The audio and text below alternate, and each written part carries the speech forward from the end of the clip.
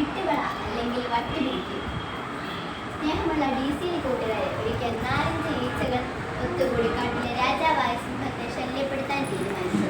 അവർ മെല്ലെ വട്ടം ചുറ്റി പറന്നു ചെന്ന് സിംഹത്തിന്റെ വാലിലെ രോമക്കൂട്ടിൽ കയറി ബഹളമുണ്ടാക്കാൻ തുടങ്ങി.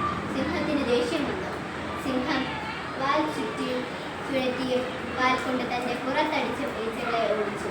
അല്പം കഴിഞ്ഞ് അവ പിന്നെയും വന്നു മൂളിപ്പറന്ന് ശല്യപ്പെടുത്തി. അപ്പോൾ സിംഹം എടുത്തു ചാടി പ്രതികരിക്കാതെ ശാന്തമായി ചിന്തിച്ചു. തനിക്ക് 2 മാർഗങ്ങളുണ്ട്. 1, പെട്ടെന്നും ദേഷ്യപ്പെട്ട് ഈച്ചകളെ കൊല്ലാൻ ശ്രമിക്കാം. 2, ഈച്ചകളെ അവയുടെ പാട്ടിന് വിടാം. 1ാമത്തെ മാർഗം സ്വീകരിച്ചാൽ താൻ സിംഹം ആണെന്നത് മറക്കണം. ഓരോ ഈച്ചയുടെയും പുറകെ ഓടണം. അവയെ പിടിക്കാൻ ചാടണം. വലത്തെടുത്ത് കടിക്കാൻ ശ്രമിച്ച് വട്ടം കറങ്ങണം. ചുരുക്കത്തിൽ കാട്ടിലെ രാജാവായ താൻ നിലം മറന്ന് കുളവി കുത്തിയ കുരങ്ങനെ പോലെ കോമാളി വേഷം കിട്ടണം. ഗോഷ്ഠികൾ കാണിക്കണം. എന്തായാലും അത് വേണ്ട. അപ്പോൾ പിന്നെ മാർഗം 2, ഈച്ചകളെ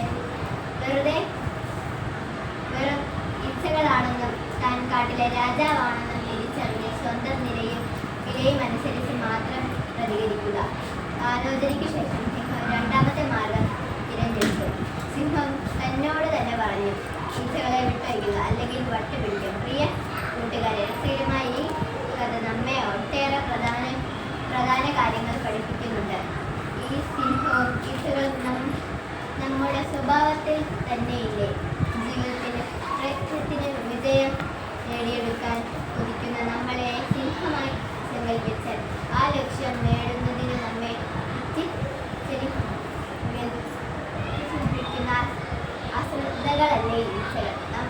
നമ്മൾ ഈച്ചകളുടെ പുറകെ പോകണമെങ്കിൽ നമ്മുടെ യാഥാർത്ഥ ലക്ഷ്യം മറക്കേണ്ടി വരും.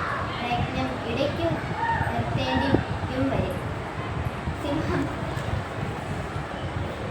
മടി പിടിച്ചു കിടന്നാൽ മാത്രമേ ഈ ഈച്ചകൾ ശല്യപ്പെടുത്തുന്നുള്ളൂ. സിംഹം നിരന്തരം കർമ്മനിരതനായാൽ ഈ ഈച്ചകൾക്ക് അടുക്കാനാവില്ല. അതുപോലെ നമ്മിലും ലക്ഷ്യബോധവും ഉത്സാഹവും